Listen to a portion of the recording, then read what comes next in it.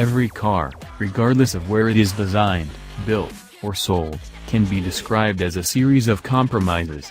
From economy hatchbacks to mid-size sedans, full-size pickup trucks to hybrid supercars, meeting a very specific set of criteria means intentionally missing all the rest. And so it is with the Rolls-Royce Phantom.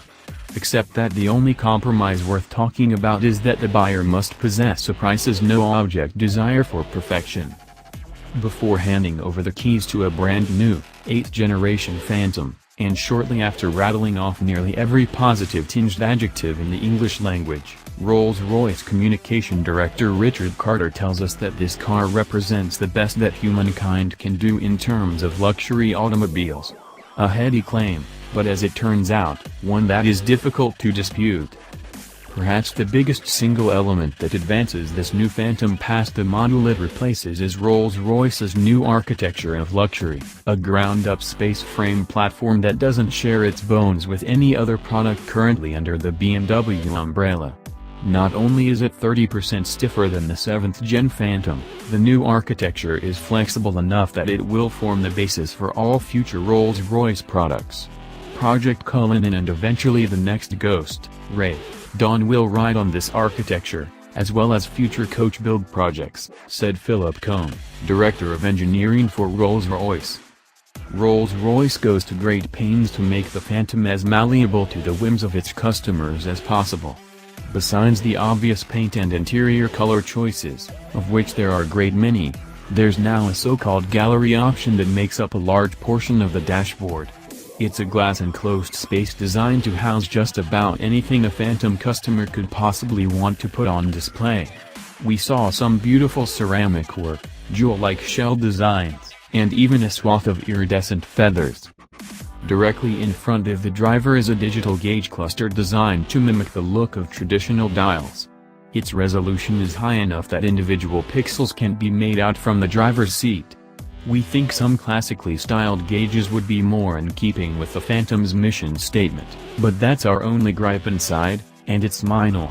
A centrally mounted LCD displays all the pertinent information a driver could need, and a slightly modified riff on BMW's iDrive software package is controlled through a leather-clad module that pivots from the center console. Phantom 7 was still selling at a brisk pace by Rolls-Royce standards when it was discontinued last year, so it's not surprising that Phantom 8 doesn't rewrite the styling rulebook.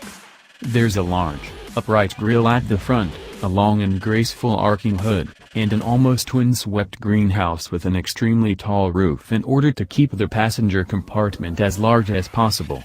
We didn't test the capability ourselves, but we're told that the rear door openings were designed to accommodate passengers wearing large hats or turbans. Entering the Phantom through its reverse-opening rear doors is like settling down into a whole different world. Once the electrically actuated rear door closes, the sounds of the world quickly drift away from memory. The seats recline, massage, warm, cool, and caress the body perfectly. A power footrest rises from the floor. Sitting in between the two rear seats is a console that can house whiskey and glasses or champagne and flutes. Choose wisely. Serenity is the name of the game played betwixt the Phantom's four wheels. Rolls-Royce assures us that the Phantom, as the vehicle that sits at the very head of the automaker's portfolio, is the quietest vehicle in the world. The next closest competitor, perhaps unsurprisingly, is the Phantom's smaller sibling, the Rolls-Royce Ghost. Several inches of sound-deadening material surrounds the passenger compartment, covered in mostly aluminum outside and lathered in leather within. Carpets are the softest lamb's wool your toes will ever touch, and the ceiling is plastered with tiny hand-placed lights that twinkle in your periphery like the stars of a moonless night sky. Even if the Rolls-Royce Phantom is best experienced from the back seat, it's an experience all its own to drive.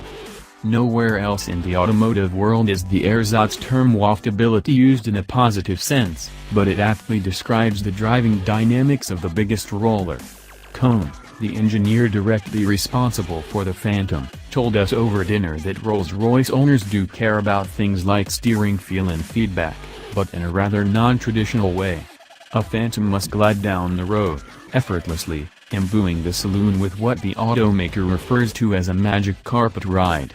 John K. would surely approve.